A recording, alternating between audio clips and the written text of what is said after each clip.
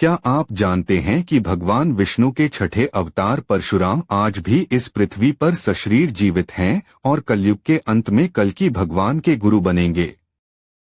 आइए समय की इस अनंत यात्रा में भार्गव राम के उस महानायक रूप को जानें, जिसने युगों के चक्र को अपनी अजेय इच्छा शक्ति से मोड़ दिया था। सनातन परंपरा और पुराणों के अनुसार भगवान परशुराम केवल एक योद्धा नहीं, बल्कि युगों की मर्यादा और न्याय के साक्षात प्रतीक हैं। उनका जन्म त्रेतायुग के आरंभ से भी पूर्व सत्ययुग और त्रेतायुग के संधिकाल में महर्षि जमदग्नि और माता रेणुका के यहाँ हुआ था। उन्हें राम जामदग्नि, भार्गव राम और वीर राम के नाम से भी स्मरण किया जाता है। वे भगवान विष्णु के दशावतारों में छठे अवतार माने गए हैं, जिनका पराक्रम अद्वितीय और अतुलनीय था। शास्त्रों में वर्णित है कि उनका स्वभाव अत्यंत दृढ़ और न्यायप्रिय था, जिन्होंने अन्याय और अधर्म के विरुद्ध सदैव अपने भयानक परशु को उठाया। उनके जन्म की कथा महर्षि भृगु के वंश से जुड़ी है, जिनके तेज और तपस्या का प्रभाव उनके रोम रोम में समाहित था। जब जब पृथ्वी पर दैवीय संतुलन बिगड़ा और अहंकारियों का बोलबाला हुआ, तब तब भार्गव राम ने अपनी दिव्य दृष्टि और शस्त्र विद्या से धर्म की पुनर्स्थापना का मार्ग प्रशस्त किया, जिससे संपूर्ण ब्रह्मांड में उनकी महिमा गाई गई। परशुराम नाम के पीछे की कथा भी अत्यंत रोचक और अद्भुत है। पुराणों के अनुसार भगवान शिव की कठोर तपस्या से प्रसन्न होकर उन्हें यह दिव्य परशु यानी फरसा प्राप्त हुआ था, जिसके पश्चात उनका नाम परशुराम पड़ा। महादेव ने न केवल उन्हें यह अजेय अस्त्र प्रदान किया, बल्कि उन्हें समस्त विद्याओं, शास्त्रों और अस्त्र शस्त्र संचालन में भी पारंगत किया। वे शस्त्र और शास्त्र दोनों के धनी थे, जिन्हें वेदों और पुराणों का अगाध ज्ञान था। उनके गुरु महादेव स्वयं थे, इसलिए उनकी युद्ध कौशल की कोई सीमा नहीं थी। वे अकेले ही संपूर्ण क्षत्रिय समाज के उस वर्ग के विरुद्ध खड़े हो गए जो अधर्म के मार्ग पर चल पड़ा था। उनकी यह गाथा हमें सिखाती है कि शक्ति का उपयोग हमेशा धर्म और रक्षा के लिए होना चाहिए, न कि अत्याचार के लिए। ऋषियों के कुल में जन्म लेने के बावजूद उन्होंने एक महान योद्धा का जीवन चुना, जिसने समय के प्रवाह को बदल कर रख दिया और इतिहास के पन्नों पर अपना नाम अमर कर लिया। पुराणों की कथाओं में यह भी वर्णन मिलता है कि परशुराम जी ने अपने पिता महर्षि जमदग्नि की आज्ञा का पालन करते हुए अपनी माता का त्याग करने तक का कठिन निर्णय लिया था और बाद में अपनी योग शक्ति से उन्हें पुनः जीवित भी किया। यह प्रसंग उनके भीतर पितृभक्ति और कर्तव्यों के प्रति अटूट निष्ठा को दर्शाता है।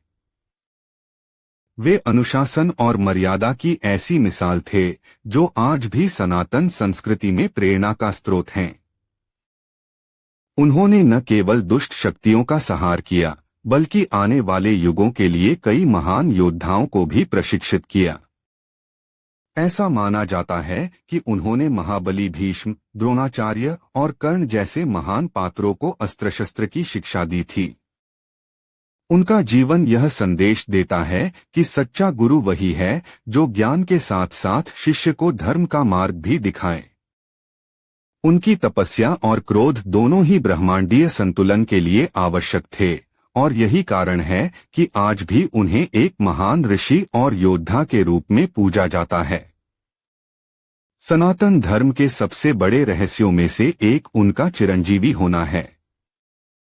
हिंदू शास्त्रों के अनुसार परशुराम जी उन 7 चिरंजीवियों में से एक हैं जो इस पृथ्वी पर अमर हैं और कल्प के अंत तक जीवित रहेंगे। वे मरणशील नहीं हैं, बल्कि वे दिव्य शरीर के साथ समय की सीमाओं से परे अस्तित्व में हैं। मार्कंडेय पुराण और अन्य ग्रंथों में उल्लेख मिलता है कि वे महेंद्र पर्वत पर एकांत में निवास करते हैं और निरंतर तपस्या में लीन रहते हैं। उनकी अमरता इस बात का प्रतीक है कि ज्ञान, तप और धर्म कभी नष्ट नहीं होते। वे युगों युगों से इस धरती के साक्षी रहे हैं, त्रेतायुग से लेकर द्वापर युग तक, और अब कलयुग में भी उनका सूक्ष्म या प्रत्यक्ष अस्तित्व बना हुआ है। जब भी इस सृष्टि पर धर्म की हानि होती है और अधर्म अपनी चरम सीमा पर पहुंचता है, तब इन चिरंजीवी महापुरुषों की ऊर्जा किसी न किसी रूप में इस धरा पर संतुलन बनाए रखने में सहायता करती है। अब हम आते हैं उस सबसे बड़े और रहस्यमयी भविष्य की ओर, जिसकी चर्चा पुराणों में बार बार की जाती है।